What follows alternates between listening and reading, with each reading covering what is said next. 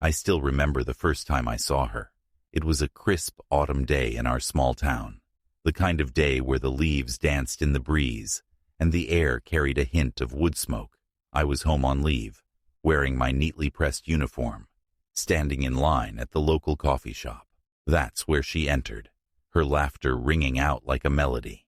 Her presence filled the room, and for a moment, I forgot about the weight of my duties. Our meeting was serendipitous, facilitated by a mutual friend who introduced us that day. Over the next few weeks, we grew inseparable. Long walks through the park turned into late-night conversations, where we laid bare our dreams. She spoke of her love for art, her desire to travel, and her hope to build a home filled with warmth and love. I, in turn, shared my dreams of serving my country, the pride I felt in wearing the uniform, and my fear of being away from the ones I loved. When I proposed to her under the same oak tree where we shared our first kiss, I made a promise. I promised to love her, protect her, and be her safe place, even when duty called me away. Our wedding was a modest affair, a simple ceremony at her family's farmhouse. The glow of candles reflected in her eyes as we exchanged vows, surrounded by the people who mattered most. In those moments, I felt invincible. Love has a way of doing that, making you believe that no challenge is insurmountable as long as you face it together. Our early days as husband and wife were a blend of bliss and adjustment. We moved into a cozy apartment near the base, filling it with second-hand furniture and mementos of our shared life. She brought life to our home, painting the walls in warm colors and adding personal touches to every corner. There were mornings when we danced in the kitchen while waiting for the coffee to brew. Evenings were spent curled up on the couch, sharing stories of our day.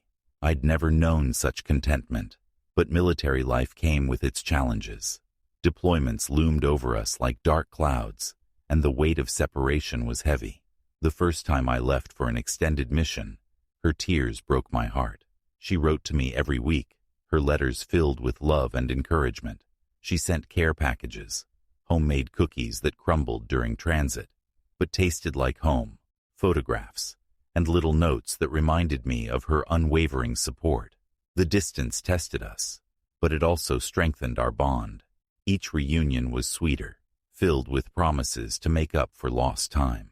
Yet, in hindsight, I wonder if I missed signs, a hesitation in her voice, a fleeting sadness in her eyes. Did I convince myself that love was enough to shield us from the cracks that life inevitably creates? It was an ordinary day at the base when I received the unexpected news. A rare opportunity for leave had opened up, and I jumped at the chance. My heart raced with excitement as I imagined the look on her face when I walked through the door. I stopped by the florist on my way home, picking out her favorite flowers, white lilies, and wrapped them carefully. The drive home felt endless. My mind raced with plans for our time together. I pictured us having dinner at our favorite restaurant, taking long walks, and simply enjoying each other's company. I wanted to surprise her, to remind her how much she meant to me. As I pulled into our driveway, I noticed a car I didn't recognize parked outside. A flicker of confusion passed through me, but I brushed it off. Maybe a friend had come to visit. I unlocked the door quietly, eager to catch her off guard. The house was eerily quiet, save for the faint sound of voices upstairs. My heart began to beat faster, not with excitement, but with an inexplicable sense of unease. I climbed the stairs slowly, my footsteps light against the wooden floor. The door to our bedroom was slightly ajar, and as I pushed it open, the sight before me shattered my world. There she was, lying in our bed, tangled in the arms of her brother-in-law. For a moment, I couldn't move. The flowers slipped from my grasp, landing soundlessly on the carpet. A wave of emotions crashed over me: disbelief, anger, heartbreak, and an overwhelming sense of betrayal. The woman I had loved, trusted, and built a life with had broken the very foundation of our marriage. What is this? My voice trembled, barely audible over the pounding in my ears. She scrambled to cover herself, her face pale and eyes wide with guilt. Her brother-in-law mumbled something incoherent, avoiding my gaze. I stood there, frozen, as the reality of the situation sank in. I can explain, she stammered, tears streaming down her face. But I didn't want to hear explanations. I didn't want to understand. All I felt was a deep, aching pain that threatened to consume me. The hours that followed were a blur.